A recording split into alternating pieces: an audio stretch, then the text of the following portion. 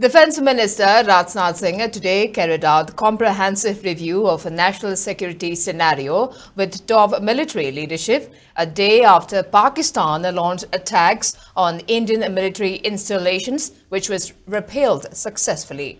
The meeting was attended by Chief of Defence Staff General Anil Chauhan, Army Chief General Upendra Dwivedi, Air Chief Marshal A.P. Singh, Navy Chief Admiral Dinesh K. Tripathi and Defence Secretary Rajesh Kumar Singh.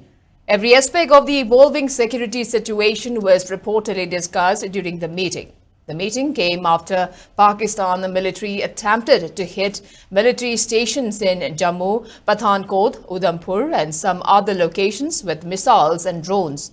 After the Pakistani attempts were foiled last night, the Defence Ministry said India remains fully prepared to defend its sovereignty and ensure the safety of its people.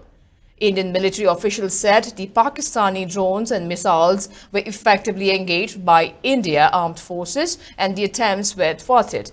On the other hand, Union Home Minister Amit Shah reviewed the prevailing situation along India's border with Pakistan and airports in the country amid the military conflict between India and Pakistan.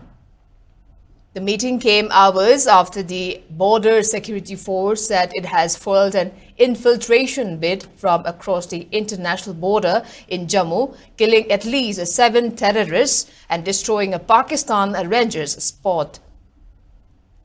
The meeting was attended by Union Home Secretary Govind Mohan, Director of Intelligence Bureau Tapan Dekha, Director General of BSF, CISF and the Bureau of Civil Aviation Security.